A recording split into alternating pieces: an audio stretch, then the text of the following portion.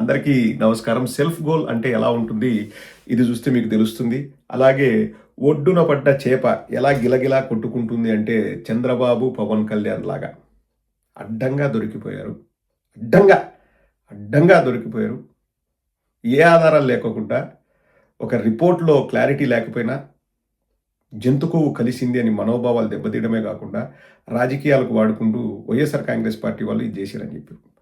Sit వాళ్ళ రిపోర్ట్‌లో 36 మంది పైన ఛార్జ్ షీట్లు వేస్తే ఎవరు కూడా వైఎస్ఆర్ కాంగ్రెస్ పార్టీకి సంబంధించిన వాళ్ళు కాదు. అడ్మినిస్ట్రేటివ్ ల్యాబ్స్ అంటారు, లేకపోతే what ever it has happen, కోర్టులు లేకపోతే అధికారులు వాళ్ళు నిర్ణయాలు తీసుకుంటారు. ఎస్, తప్పకుండా కల్తీ జరగకూడదు. చిన్న కల్తీయా పెద్ద కల్తీయా జరగకూడదు. డబ్బులకు కక్కుర్తిబడి వ్యక్తులు చేసే పొరపాట్లను వ్యవస్థలకు ఆపాదించకూడదు.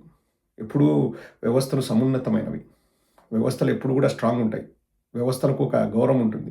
కానీ ప్రతి ఒక్క వ్యవస్థకు రాజకీయ ఉపయోగం కోసం వాటికి మచ్చ తెచ్చేలాగా చంద్రబాబు గారు ప్రవర్తించారు. ఇప్పుడు ఒడ్డున పడ్డ చేపలాగా గిల్ల గిల్ల గిల్ల గిల్ల కొట్టుకుందాం. అంటే సెల్ఫ్ గోల్ అంటే ఎట్లుంటుందంటే ఇలా ఉంటుంది. ఏపీ క్యాబినెట్ కీలక నిర్ణయం, కల్తీ నెయ్యిపై విచారణ కమిటీ వేయాలని నిర్ణయం, కమిటీ నివేదిక ఆధారంగా నేరస్తులపై చర్యలు. ఏపీ క్యాబినెట్ ఒక సినిమాలో, ఏ సినిమా అంటే బొమ్మరిల్లులో అనుకుంటా అండి, హీరో సిద్ధార్థ్ బ్రహ్మానందం గారి దగ్గరికి వెళ్తారు, బ్యాంక్ మేనేజర్. నేను లోన్ తీసుకోవాలనుకుంటున్నాను అంటే, బాబు షూరిటీ ఏమన్నా ఇస్తారంటే వాళ్ళ ఫ్రెండ్స్ చెప్తారు, ఆడికి షూరిటీకి అవసరమే ఉందండి, వాళ్ళ ఫాదరు ఒక పెద్ద కన్స్ట్రక్షన్ కంపెనీకి ఎండి ప్రకాష్ రాజ్ అని చెప్తే, వావ్, మరి మీ డాడీని షూరిటీ పెట్టమని చెప్పు అంటే, లేదండి నా కాళ్ళ మీద నేను నిలబడతాను అంటే, ఆ సందర్భంగా బ్రహ్మానందం ఒక డైలాగ్ చెప్తాడు, వెనకటికి ఒకడు ఎంబీబీఎస్ చదివి మెడికల్ షాప్ పెట్టుకున్నాడంట. అట్లా మీ నాన్న అంత పెద్ద కన్స్ట్రక్షన్ ఓనర్ అయితే నువ్వు మళ్ళీ కింద నుంచి స్టార్ట్ చేయాల్సిన అవసరం ఏముంది అని అలా ఉంది. Special investigation team appointed by honourable supreme court of India, the highest court in India. Supreme కోర్టుకు తిరుగుండదండి. సుప్రీం కోర్ట్ అన్నది ఇంకా వాళ్ళ డెసిషన్స్ అన్నవి ఫైనల్. ఇప్పుడు ఏదైనా కానివ్వండి, ఒక చిన్న ఊర్లో, మా మెడికల్ టర్మ్స్లో చెప్తాను, ఒక డాక్టర్ ఉంటాడు, ఎంబీబీఎస్ డాక్టర్.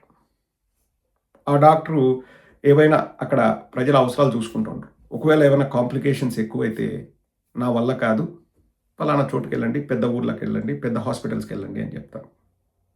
సో అక్కడి నుంచి సపోజ్ ఒక హార్ట్ ప్రాబ్లము, లేకపోతే liver problem, kidney problem, whatever it is, ఆ కన్సర్న్డ్ డాక్టర్స్ దగ్గరికి వెళ్తారు.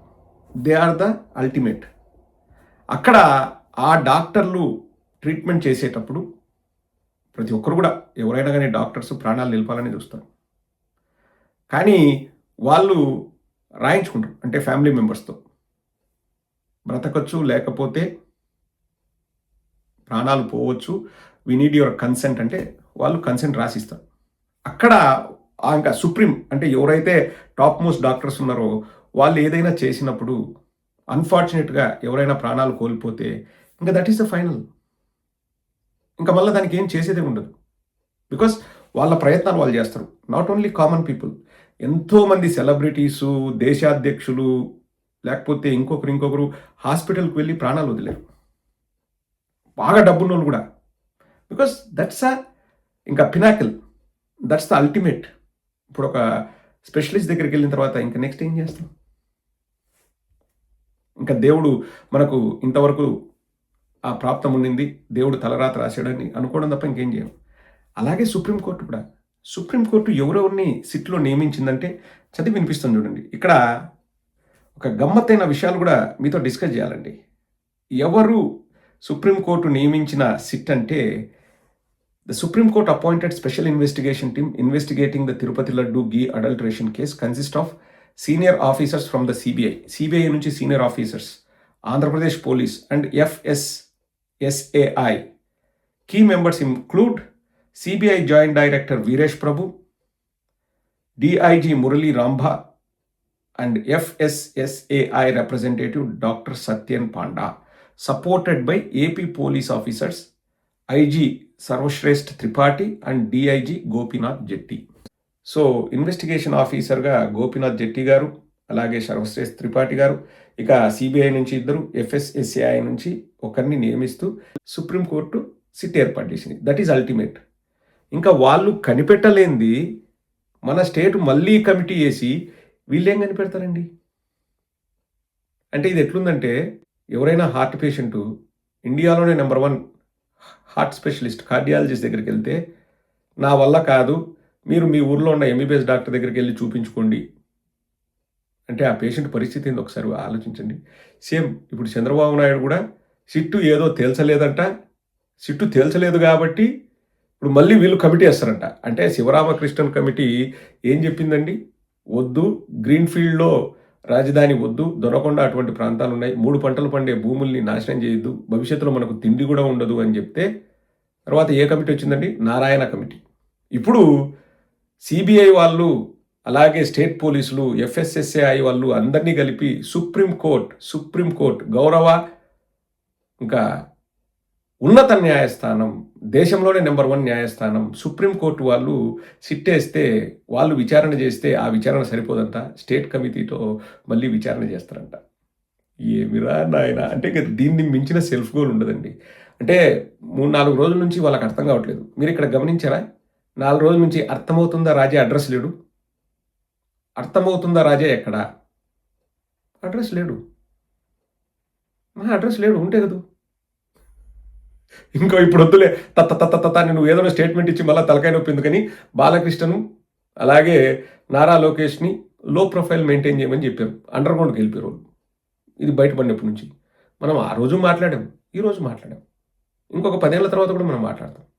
ఎందుకంటే మనం ఏది అబద్ధాలు చెప్పాల్సిన అవసరం లేదు. మనం ఆ రోజు చెప్పిందే ఈరోజు చెప్తున్నాం. ఒకటండి, రాజకీయ అవసరాల కోసం దేవుణ్ణి వాడుకోవడం అంత మహాపాపం ఉండదు. నేను హిందువుని, నేను దేవుణ్ణి పూజిస్తాను, ఆరాధిస్తాను. కానీ ఏ రోజు కూడా మతం చూసి ఓట్లేయండి అని అడిగామనుకోండి, ఒక 100 ఏళ్ళు 200 సంవత్సరాలు ఎన్నికెళ్ళినట్టు మనము ముందుకు వెళ్ళాలి కానీ వెనక్కి వెళ్ళకూడదు. మన మతం కూడా అదే నేర్పిస్తుంది, అన్ని మతాల్ని గౌరవించాలి, మన మతాన్ని మనం గౌరవించుకుంటూనే అన్ని మతాల్ని గౌరవించాలని. వేరే వాళ్ళ మత విశ్వాసాలని బూచిగా చూపిస్తూ వాళ్ళని ఇబ్బంది పెట్టడానికి, ఆ మతాన్ని వాడుకొని మా మతం చూసి ఓట్లు వేయండి అని చెప్పేసి మత రాజకీయాలు చేయడం కోసం కాదండి డెమోక్రసీ రచించింది అంబేద్కర్ గారు. ఉన్నతమైన భావాలతో ప్రజలందరూ కూడా ఉన్నత మార్గాల్లో వెళ్ళి అభ్యుదయ భావాలతో వారు సమున్నత స్థానాలకు ఎదగాలన్నదే మన రాజ్యాంగం మనకు నేర్పించింది. మత రాజకీయాలు చేస్తా, మత కల్లోలాలు సృష్టిస్తా, హిందూ, ముస్లిం, క్రిస్టియన్ అని గొడవలు పెడతా, సమాజాన్ని విచ్ఛిన్నం చేస్తాం, చీలికలు తీసుకొస్తాం మతపరంగా, కులపరంగా. ఇదే అండి ఇప్పుడు వాళ్ళు చేసేది అట్లే ఉంది. ఒక ఇంతవరకు ఎప్పుడైనా వీడియోలు చూపించి మీకు కొసమెరుపు చూపించేవాడిని, ఇప్పుడు ఒక ఫోటో చూపిస్తారండి, ఇంకా దాని అర్థం ఏంటో, ఆ వ్యక్తి ఎందుకు రాశాడో మీ ఊహకే వదిలేస్తాం.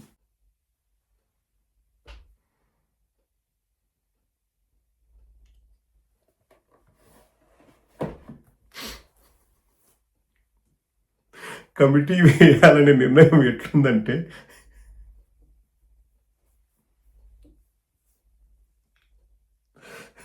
మీది మీరే నోట్లో పెట్టుకున్నట్టుంది. ఇంకా అది దాని అర్థమేందో మీ ఊహకే వదిలేస్తున్నాను. అంటే ఎంత పిచ్చి తుగ్లక్ పని అన్నది అర్థమండి. ఎవరు ఎలా ఊహించుకుంటే అలా ఊహించుకోవచ్చు, ఎటువంటి అభ్యంతరం లేదు. అది మంచిగా చెడ్డదే అంటే, కమిటీ మంచిదైతే అతను చెప్పింది మంచిది, కమిటీ చెడ్డ అయితే అంటే చెడ్డ కూడా కాదు, ఒక పిచ్చి పని అయితే అతను చెప్పింది కూడా పిచ్చి వ్యాఖ్యని. బట్ పబ్లిక్ ఎలా అనుకుంటున్నారు అనేది చూపించింది. That's it.